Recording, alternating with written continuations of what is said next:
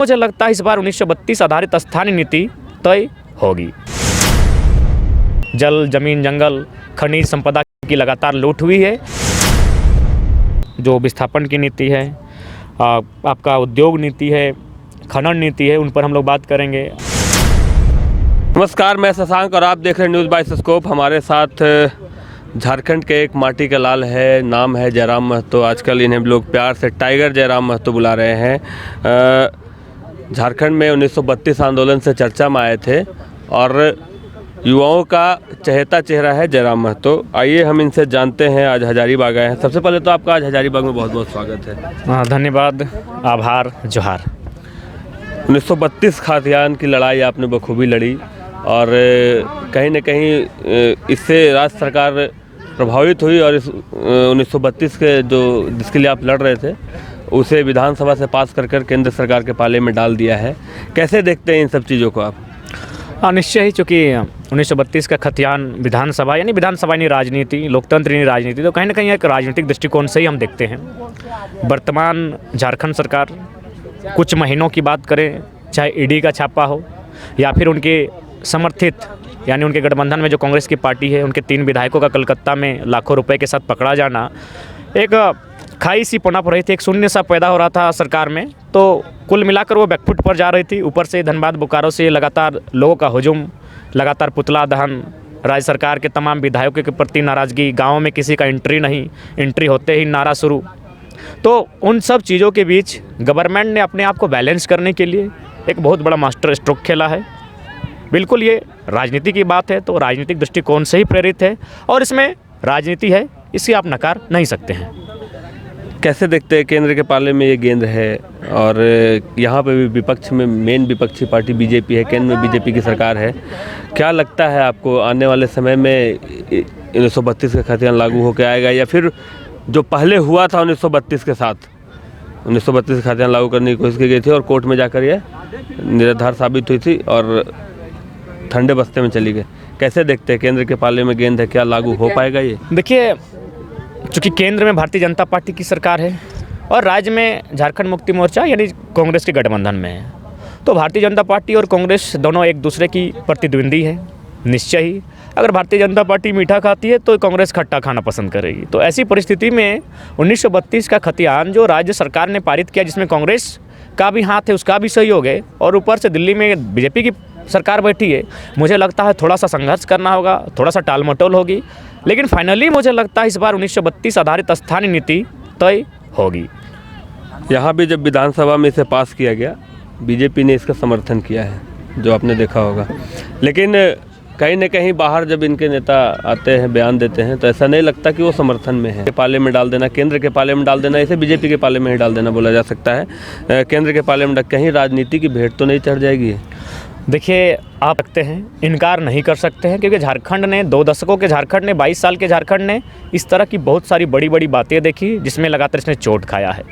जल, जमीन, जंगल, खनिज संपदा की लगातार लूट हुई है और यहाँ के नेता मंत्री अपनी अपनी कमीशन लेकर हाथ पर हाथ धर कर बैठे हैं। तो इस बात से आप खारिज नहीं कर सकते हैं, यह आशंका जता सकते हैं कि जिस प्रकार इतिहास में झारखंड के साथ बदहाली हुई है, नाइंसाफ़ी हुई है, 1932 का जो खतियान जिसकी मांग चल रही है उस पर आप सवाल खड़े कर सकते हैं। लेकिन मेरा मानना है कि अगर इस बार ऐसा कुछ होता है तो मुझे लगता है या तो 20 सालों में राज्य की अस्तित्व समाप्त हो जाएगी या फिर राज्यवासी एक बहुत बड़ा उलगुलान खड़ा करेंगे जिससे सबको नुकसान होगा।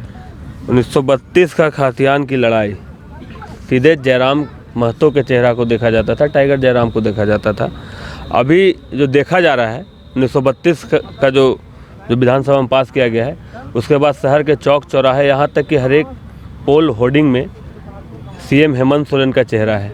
कहीं ये जो है राजनीति के चक्कर में या फिर राजनीति के लिए या फिर डर से, जो भी बोला जाए इसे, जयराम महतो के चेहरा को डाउन करने की कोशिश तो नहीं है? हाँ, निश्चय ही, क्योंकि यही मुख्यमंत्री जो विधानसभा का पूर्व सत्र था उसमें स्पष्ट जो अंतिम दिन था विधानसभा सत्र का, कहते हुए गरजते हुए नजर आए कि महोदय ये कोर्ट में जाकर लंबित हो जाएगा, फंस जाएगा। कहीं ना कहीं जो इस बात को नकार रहे थे कि 1932 के खतियान के आधार पर नीति बन सकती है, आज वो समर्थन कर रहे हैं। तो उसका डर है इस आंदोलन का और निश्चय ही इस आंदोलनकारियों को चेहरे को दबाने के लिए, कम करने के लिए मुख्यमंत्री अपना होर्डिंग, बैनर पोस्टर लगा के बैठे हैं। और कुछ तो दक्षिणी छोटानागपुर प्रमंडल से उनके कार्यकर्ता आए थे, वो मीडिया के सामने देख रहे थे कि मुख्यमंत्री ने बुलाया है कि 32 हमने लागू कर दिया है और आप लोगों ने सहयोग किया है। जबकि मेरा मानना है नैतिक समर्थन पूरे राज्य ने किया है, लेकिन फिजिकल संघर्ष धनबाद बोकारो ने किया है, उसके बाद कुछ कोल्हान ने किया है।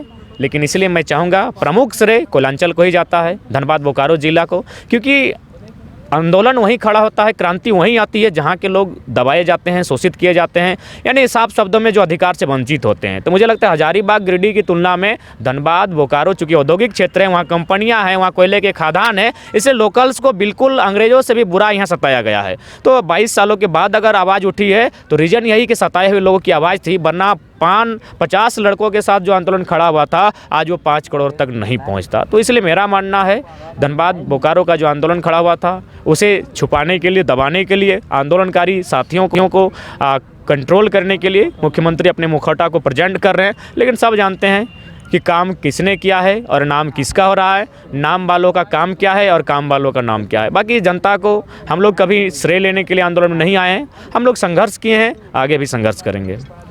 1932 आधारित अगर खातियान लागू होती है, वैसे विधायकों के लिए आपका क्या संदेश होगा जो झारखंड के नहीं हैं लेकिन यहाँ पे विधायक हैं और विधानसभा में बैठे हैं, वो भी 1932 का समर्थन कर रहे हैं, आने वाले चुनाव में उन्हें आप किस नज़र से देखते हैं? देखिए, ये तो जनता तय करेगी, लेकिन हम तो तमाम विधायकों से यही कहना चाहेंगे, आप जिस माटी में रहते हैं, मैं एक उदाहरण देते हुए कहना चाहूँगा VS नायपॉल, क्योंकि ये बड़ा उदाहरण है, वह नोबेल विजेता हैं इसलिए लोग उनको समझ जाएंगे। VS नायपॉल वे भारतीय मूल के थे, लेकिन जब वो त्रिनिदाद चले गए तो वहाँ वे पहले उनका परिवार ने क्रिश्चियनिटी को अपनाया और फाइनली वो नास्तिक हो गए। क्यों? क्योंकि जैसा देश वैसा भेष होता है। ठीक उसी प्रकार जो बाहर राज्य के विधायक हैं, अगर वो यहाँ रहते हैं तो मुझे लगता है उनको यहाँ की परंपरा, वेशभूषा, यहाँ की तौर तरीके, रहन सहन, कल्चर को एक्सेप्ट करना होगा, तभी आप झारखंडी होने का गौरव और अभिमान कर सकते हैं। और नहीं तो फिर हमें लगता है जिस प्रकार हमारे राज्य के लोग जो 16 लाख आंकड़े कहते हैं सरकारी 12 में, लेकिन मुझे लगता है 16-17 लाख लोग बाहर में हैं, वो जाते हैं, मेहनत करते हैं, अपने मेहनत से संघर्ष से आगे भी बढ़ते हैं। ठीक उसी प्रकार इस राज्य में अन्य राज्यों के लिए दरवाज़ा होना चाहिए, वो आ सकते हैं, मेहनत करें, लेकिन जो सरकारी सुविधाएँ हैं, जो विशेषकर तो 3rd और 4th ग्रेड की, हम लोग तो वही डिमांड कर रहे हैं। अब आंध्रा में तो खैर स्टेट लेवल की सारी वैकेंसियाँ भारतीय संविधान आर्टिकल 371D के अनुसार उनको रिजर्व है, हम तो 3rd और 4th की बात कर रहे हैं। तो मुझे लगता है इस राज्य को अब ज़्यादा ना चला जाए, उनके लिए उनके जो लोग जिन्होंने बहुत लंबे संघर्ष के बाद झारखंड राज्य लिया है, बलिदान दिया है, उनको एक उपहार मिले, और उपहार का मतलब उन्हें आर्थिक उन्नति, आगे बढ़ने का अवसर मिले। उसके लिए स्थान नीति बहुत ज़रूरी है, नियोजन नीति के अलावे तमाम नीतियाँ जिससे इस राज्य का कल्याण हो। वैसे लोगों के लिए आप क्या बोलना चाहेंगे जो मतलब है तो बिहारी, उनके पास झारखंड का डोमिसाइल नहीं है, लेकिन उनके पास बिहार में भी कुछ नहीं है और वो यहीं के हो गए हैं, यहीं बस गए हैं, उन लोगों के लिए क्या बोलना चाहेंगे आप? उनको 1932 के आधारित खातियान के बाद कैसे देखते हैं आप? देखिए, सबसे पहली बात, हमने अपने तमाम वीडियो में कहा है, हमारे वीडियो में और हमारे स्टेटमेंट को इसीलिए सभी राज्य के लोगों ने पसंद भी किया है और समर्थन भी दिया है। हम झारखंड के लोग हैं, हम लोग बहुत भोले भाले और एक सुंदर कल्चर के लोग हैं। हम लोग हर किसी पर प्रेम और दृष्टि रखते हैं, खासकर कहे तो हम लोग खेतीहर लोग हैं। हम लोग जितना अनाज उत्पादन करते हैं उससे उसका कुछ % हम लोगों में दान स्वरूप दे देते हैं। ठीक उसी प्रकार हमारा ये जीवन शैली रहा है। आज अगर बात करें धनबाद की, बोकारो की, आप बात कीजिए, वो ज़मीनें कभी हमारे पुरखों की थी, लेकिन जो अन्य राज्यों के लोग आए उन्होंने बताया कि हम लोग असहाय हैं, फिर ज़मीनें उनको दी गई। हालांकि ये और बात है, जिस चाहे शाम दाम दंड भेद, वे लोग हमसे आगे निकल गए, लेकिन ये तो मानना होगा उनको बसने का कार्य भी हमने किया है। हमने उन्हें ज़मीनें दी है, हमने उन्हें अपने नियोजन में अधिकार दिया है। तो ठीक उसी प्रकार जब ये मुद्दा सामने आता है कि कुछ लोग बिहार अथवा उत्तर प्रदेश अथवा किसी भी अन्य राज्य के हैं जिनका इस राज्य के सिवा कहीं कुछ नहीं है, तो गवर्नमेंट उसको भी सर्वे करे और उसे एक समय के साथ, जिस प्रकार जब OBC का रिजर्वेशन के लिए सर्वे हुआ था BP मंडल के नेतृत्व में कालेकार समिति बनकर, तो उसको लगता है लगभग 40 साल लगा था। तो आप कम से कम 4 महीना लें, 8 महीना लें, 12 महीना लें, आप एक सर्वे करें और ऐसे लोगों को चिन्हित करें जो इस राज्य में है लेकिन उनका इस राज्य के अलावा किसी भूभाग में कुछ नहीं है, तो उसे आप एक प्रावधान में रखें, उसे हमें कोई आपत्ति नहीं होगी। लेकिन 2 राज्यों में जो आइडेंटिटी है उसका हम विरोधी हैं, कल भी थे, आज भी और कल भी रहेंगे। एक प्रावधान सरकार ने बनाई है, ग्राम सभा अगर उसे पारित करके बता देती है कि ये इसी गांव का है, तो वो उसे स्थानीय नीति 1932 के आधार पर मान्यता दी जा सकती है। लेकिन जो विपक्ष में बैठे विधायक हैं वो ये बोल रहे हैं कि अगर ऐसे ग्राम सभा के माध्यम से लोगों को स्थानीय नीति का प्रमाण पत्र दिया जाएगा तो बाहरी जो लोग हैं बांग्लादेश के घुसपैठिए जिन्हें बोला जाता है, रोहिंग्या बोला जाता है, उन्हें आने का मौका मिलेगा और अगर कोई ग्राम सभा उसे पास कर देता है तो वो भी स्थानीय हो जाएंगे।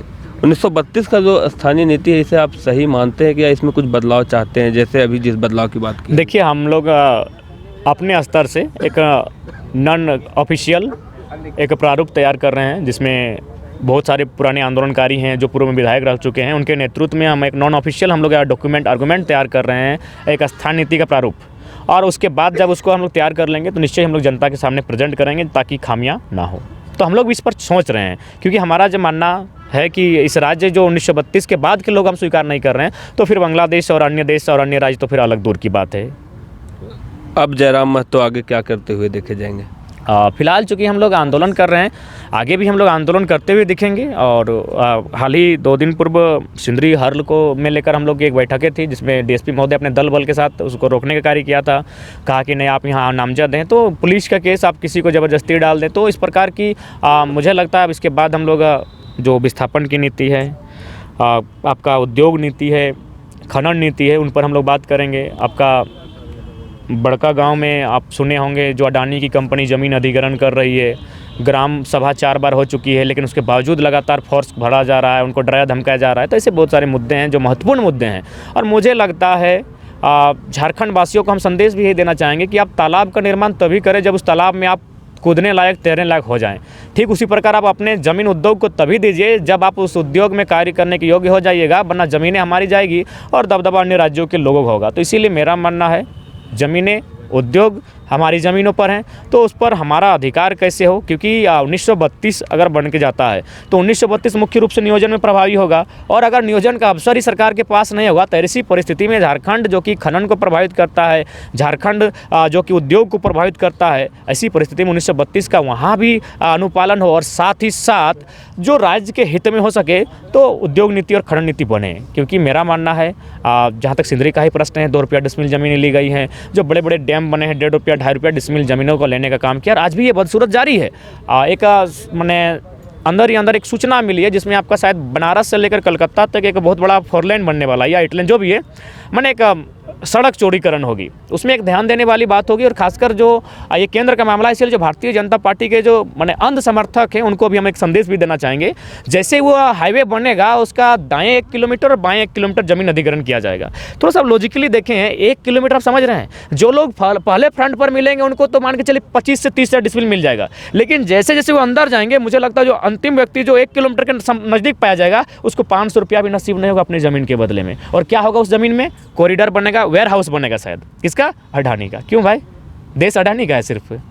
तो अभी बहुत सारा संकट आएगा इस देश में, इस राज्य में बहुत सारे संकट आएंगे। इन किसान के बेटों को थोड़ा सोचना होगा। और जिस प्रकार किसानों ने हिलाया था केंद्र सरकार को, इन किसान के बेटे पढ़ने लिखने वाले छात्रों को, छात्र बिल्कुल हम जहाँ खड़ा हैं इसको एजुकेशन हब, क्रांति, शिक्षा की क्रांति हजारीबाग कहा जाता है, यहाँ मैक्सिमम पढ़ने आते हैं। तो उनको भी आपके चैनल के माध्यम से संदेश यही देना चाहेंगे कि अगर आप लोग भी अगर जागरूक नहीं होते हैं तो देख सकते हैं स्थापना दिवस के दिन 36% बाहरियों को सरकार ने नौकरी दे दिया। इधर 32 चिल्ला रही है, उधर 36% नौकरियाँ बाहरियों को बांट चुकी है। यही नहीं, जीएसएससी जेई का जो एग्ज़ाम था आप लोग भरे ही होंगे, एग्ज़ाम होता है, एग्ज़ाम कैंसिल हो जाता है, 2 चोर पकड़े जाते हैं, एक बिहार का दूसरा उड़ीसा का, यानी झारखंड का चोर में भी कनेक्शन नहीं है। तो इसीलिए युवाओं को थोड़ा सोचना होगा, वरना आप हजारीबाग, रांची, दिल्ली में पढ़ते रह गए हैं और फाइनली जो लोग सक्षम परिवार से हैं वह तो किसी तरह अपने आप को एस्टेब्लिश कर लेंगे, लेकिन जो लोग मैंने खेती बाड़ी करके अपने घर से 4 गैस लेकर आकर बड़ी मेहनत के साथ यहाँ पढ़ाई कर रहे हैं, मैक्सिमम मुझे लगता है 70 to 80% छात्र ऐसे हैं जो मध्यम वर्ग परिवार से हैं, उनका भविष्य अंधकार हो जाएगा। इसीलिए उन्हें भी थोड़ा सोचना होगा